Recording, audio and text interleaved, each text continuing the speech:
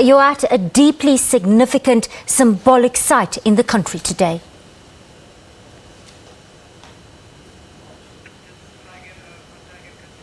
We're trying to get a hold of Peter Ndoro, my colleague at Constitutional Hill in Bromfontein, Johannesburg, where we're trying to get a link up to him. He's standing by at this deeply significant symbolic site in the country. Peter, can you hear me? Yes, Kirshini, I can hear you. Thanks very much indeed. Yeah, we've been moving around this old fort complex, trying to get a sense of the history that it tells, and it's been quite a revealing journey, especially hearing some of the testimonies that people that have been through this place have shared with us today. But also, as we look back at 25 years of democracy, and it's a mixed picture by a lot of people's estimation. A lot of progress has been made, there's no question about that, but more could have been done, and a lot of other things could have been done. But what I'd like to do now, as we start to wrap up things from Constitution Hill, is explore some of the solutions, some of the things that we can do for the next 5, 20, 25 years going forward. And helping us unpack that, I'm now joined by Teresa Oakley-Smith, who's a diversity specialist. Terry, thanks very much for joining us. Pleasure, Peter. Thank you for having me here. And Lebohang Peko, who we've been talking to a little bit earlier on as well. Welcome back again. All right, so let's start with you, Terry, because diversity, I guess, was the hope that we were going to see this new inclusive society. And can we start with the problem statement so that we can decide how to fix it? 1994, we all voted. We had a constitution that kind of talked, well, we were developing the constitution that kind of talked about the society that we wanted to enjoy. And racism supposedly was going to be a thing of the past. Where are we now? And then we can start unpacking what we need to fix. Well, I think if one looks back to 1994, which I, of course, remember very well, there was a sense that really nothing needed to happen because we had democracy, we had Nelson Mandela, and I know that I started my business that year, so the 25 years has also been something of a journey for me. But what didn't happen then was that South Africans, well, there was an assumption, I think, that there'd be a sort of evolutionary process by which people would just start to get on, black people would begin to own more of the economy, and we would maybe own less. But of course, what's happened is that there were 20% of the population was white then, 8% is now, which is a huge drop from such a small number. But as Lebohang and I were saying earlier, we as whites still own the vast majority of the economy. And the work I do is really, Peter, a lot about inclusion. I mean, South Africans just don't know each other.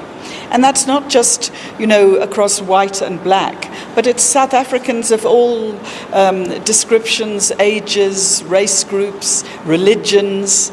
We have this tendency to stick into our little holes, birds of a feather. Why do you think that is? We work together. Well, that's one of the few places where South Africans do come together, and that's why it's so important to do this kind of work in that space.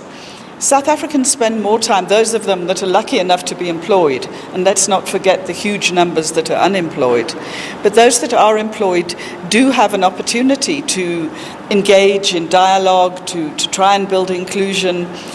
But I think one of the problems that I see is that organizations haven't recognized that this is not just something nice to do or nice to have. If Lebohang and I become friendly and I can say her name, then, we're on a good footing.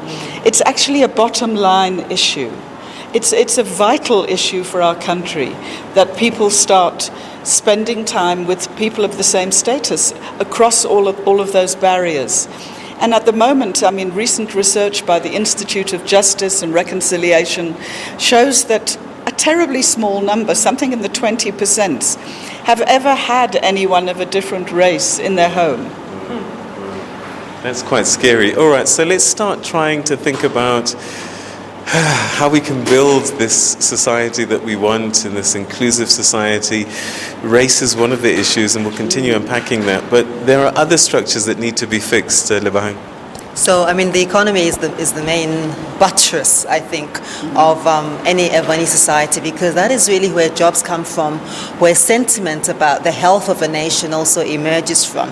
And it's also, of course, where people are able to engage and own parts of the economy. And there's something about ownership that is a huge part of resolving the psyche and reversing the psyche of servant-master relationships, which is really primarily the way that people in this country have related. And African people have historically been in the servitude of a white-led capitalist system. And of course, even the movement of people was regulated around people's capacity to provide cheap or even free labor to white communities. So that psychology is something massive to overcome. The second thing, of course, is legislation. And we've got really fresh legislation in this country, but a lot of it really isn't well implemented. And I think Terry and I were talking off the cuff earlier on about how we've got a really great menu of transformative legislation, which should really impel and force corporations and companies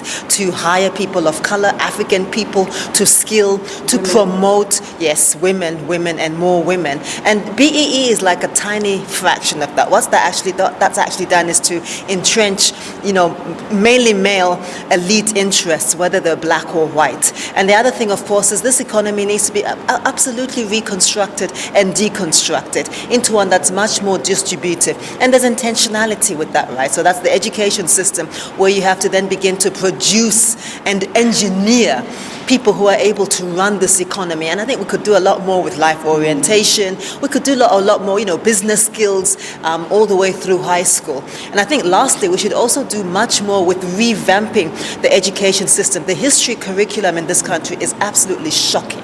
You only hear a mono-narrative and a very narrow perspective of who the liberators are, supposedly, of who are the pivotal actors in this struggle. And you only, of course, still hear, the reinforcement of names, Jan Smuts, Verwoerd, in names of streets, names of schools, names of places. That again is a huge part of feeding into the apartheid psychology that whiteness is still appropriate and that is still normative. Terry, sometimes we can reduce issues to just black and white issues, but I do think that there's much more to that. Well, there is much more, but I think we need to maybe also look at the white issue, the issue of whiteness, and how difficult white people find it to accept the fact that they have privilege.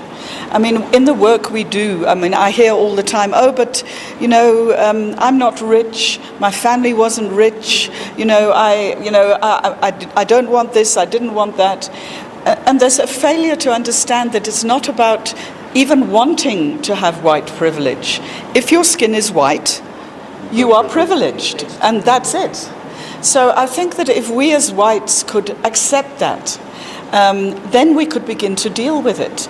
And I like so much what Lebahang says, because what I see very much in the work is still the very serious effects of apartheid psychology, if I can call it that. So you can get a young, bright, black man or woman coming into an organization, degreed, competent, but still, he has to try 10 times over to prove his competence because his skin is black. And we, as the people who still own the top 3 levels, in employment equity, whites are overrepresented at the top 3 levels. So this guy or woman comes in and has to do an awful lot of proving, and the energy that takes up. I suspect that some of it is subconscious, because they were socialized to think in a certain way. They're not even aware that they're doing this. And I just wonder, how do we change hearts and minds? Because that's where the action really has to happen. I think that, there are opportunities, and the opportunities only really exist in places where South Africans come together, where they can have the discussions, where they can have the dialogues, where they can have the hard discussions in a safe space. And I think these things are possible. But what it demands, and I like Lebohang's word, impels, is that people who own these corporations must begin to take this very seriously. I mean, I fear, because after 25 years, I don't see much progress in terms of race relations. I mean, however hard one works and tries, and it's partly because people want an instant solution. They think if I get some charismatic speaker to come in here and talk for half an hour, my whole workforce will somehow, automatically begin to be on board. So it's a process, and it's a process that takes time, that takes a budget, and that takes commitment from everybody. All right, but we've got the laws, we've got BEE, we've got things that people have to comply with. Why isn't it doing the job? Because, they're not really put into effect very usefully. They're really not, and also consequence management in this country is incredibly light. So there are no consequences per se for not, promoting African people, African women in a corporation. There's no incentive to transform, especially when privilege is so delicious, it is so appealing. And if there's nothing or nobody that is going to compel you in any way or shape or form, legally or otherwise, any social or legal sanction, why then would you want to let go? Why then would you want to automatically or voluntarily redistribute all these centuries of privilege, of power, of access to a particular lifestyle? Why would you want to share it, especially if that's not a fundamental instinct? Is there anywhere that they've got it right? Because, I look at America and these stories are playing out there even now. Is there anywhere we can say this is what we're trying to do? Are you talking about South Africa or globally? I'm talking about South Africa. Look, I think at least there's an architecture, there's a framework, there's the politics and the idea of a possibility that things can be different. There's also a younger generation of people who are not going to tolerate this kind of softly, easy does it, one day in the by and by things are going to be different. One of the things I think that is as well that's quite important is to be unapologetic about the fact that South Africa is an African country, that this is an African majority country. We shouldn't even have these parallels between ourselves and the United States. That's bizarre. And yet, there it is, this strange parallel, this strange comparative between ourselves and a country where African American people are still a minority, although, of course, America is not white anymore in the way that people like Trump would like it to be. But those kind of race parallels are quite disturbing. And I think it's also because we haven't framed and engineered an African identity that's unapologetic in South Africa. And that's also what sets us apart